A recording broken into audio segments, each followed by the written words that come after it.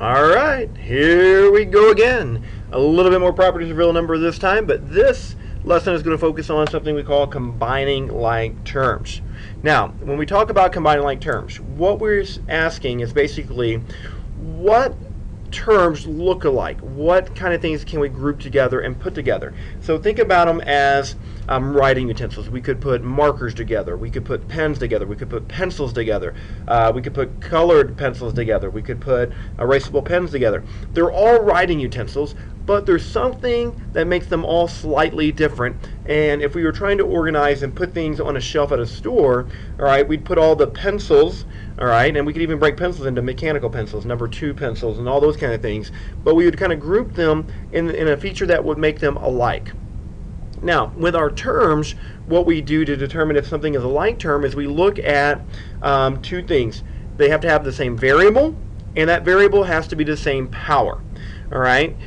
So if we look at regular numbers, if we just have regular numbers, negative 7, 5, 8, negative 22, 6, 9, 12, negative 15, negative 3.68, those are all like terms. So anytime we have regular numbers, all right, we can add or subtract them. No big deal. We just follow our rules, all right, that we've learned for adding and subtracting positive and negative numbers, and we combine those. Now, anything that has just an x, all right, would be a like term. So it would be x to the first power. So we could take all of those terms and add or subtract them. So an x term can only go with something else that has another x term. Now, in the next bullet, you see that we have x to the second power, x squared terms. So we can combine all x squared terms. Now notice the next line has x's and y's, but they're specific x's and y's. All right, so we have 4x squared y to the fourth, 12x squared y to the fourth, negative 6x squared y to the fourth, x squared y to the fourth. Those are all like terms. But notice if I had 5x squared y, these would not be like terms. Okay, they would not work because while the x squareds are the same, the y's don't match.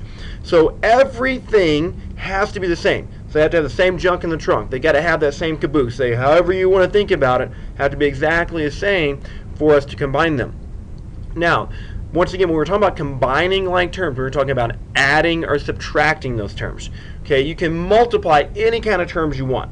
Okay, so there's no restrictions. We can multiply any type of term times another type of term. It doesn't have to be alike or not.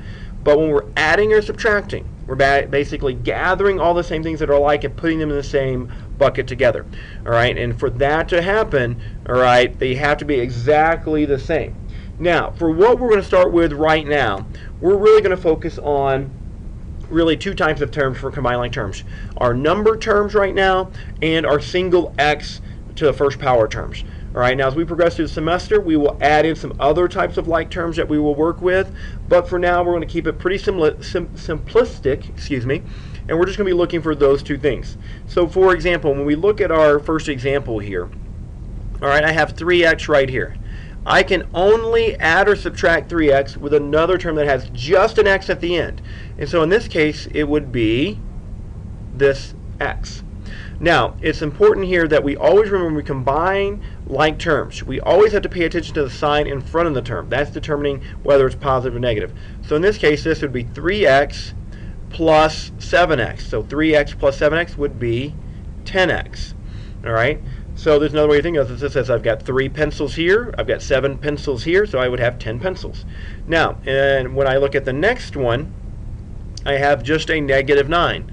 There are no other regular numbers to combine this with, so I just drop this down, including the sign, because it's still a negative 9, and then I have 10x minus 9. And that's the end of my expression. There's no other work to do at this part in the problem. So 10x minus 9 is as far as we can simplify it. All right, so if we move on to the next example here, notice my first term is an x term, and I notice I included that negative right here. So this is negative 2x. But as I examine, all right, my other two terms in this expression, there are no other x terms, so I can't combine this with anything, so I just bring it down, so negative 2x. However, all right, I have negative 3 here, and a negative 8 here. Those are both regular numbers. And so when I combine them, I just do exactly what it says. So if I read this from left to right, this would be negative 3 minus 8. And now based on our rules that we've discussed, this would be negative 11. All right. Okay, moving on to our third example. And so notice we have multiple things here going on. So I'm going to look for, I always look for my variable terms first. So technically you could do your regular numbers first and then your variable term. That's perfectly okay. But most things we do in what we call descending order, which means we have the highest degree term first, which would be our x term, and then our number term. So if you have it reversed, so for example, if you had written negative 11 minus 2x, that is a perfectly great answer. It's acceptable. There's no issues with that. It's just that normally you will see it with the variable term first. All right, so now getting back to this. Sorry about that. Sidetrack there. I'm going to see an x term here, so this is 2x. And I see another x term down here, and I've got to make sure I include that negative there. So these are my two variable terms that I combine. And once again, I'm just going to read left to right. I'm going to ignore anything that's not a like term in the middle. All right, so this would be 2x minus 8x, and that would give us negative 6x. And then now I'm going to go looking for my regular numbers. I have a regular number here. I'm not sure why my color didn't change. Let's go back and try that again. I thought I clicked on that.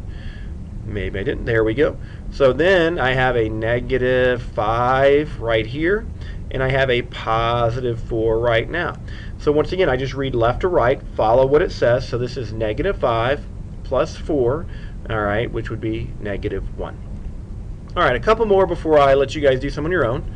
All right, so moving on here, I've got a negative 13x, no x on this, no x on this, and then I have a positive 13x here. So those are my two guys. Now, negative 13x plus 13x would be 0x. Now, you typically won't see it written as 0x, but if you want to write 0x in the beginning, keep track of it, that's perfectly acceptable, no issues. Just know that if you're checking your answers online or in a textbook, or you just would not see 0x. All right, now I'm going to go for my regular number. So then I have a 10 and a positive 4. Now once again, I just work left to right. This is positive 10 plus 4, which would be positive 14. And so notice you're probably going to see this as an answer. All right, last one here before you guys get a shot on your own. All right, so notice in this one, I have an x term here, so there's a 10x. And then I have a minus 12x. No x here, so I'm going to skip that guy, but I have a positive 5x here. So when you're combining like terms, you could have 1, 4, 8. You could have any number of like terms. All right, as long as they have, all right, the same caboose here, I can add or subtract them. And I just follow it from left to right. So 10 minus 12x would be negative 2x, plus 5x would be 3x. Now, once again, notice I only have one number term. There's nothing else to combine this with, so I just bring this dude down, attach it on, and then that's our final answer. All right, so now let's move on and give you a chance to do some of these on your own. All right, so you're up. Go ahead and pause the video, work these 5 guys, and we'll see how you do.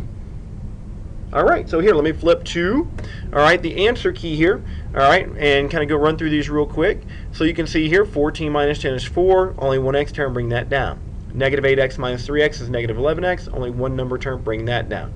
Here, negative 7 and a positive 7 is 0.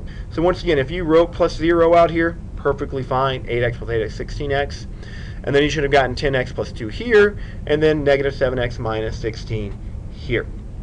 All right, so then once again, another quick short lesson. This one on combining like terms. You should be good for the homework sheet, so give that a shot. Come see me if you have questions. Otherwise, all right, I'll catch you in class.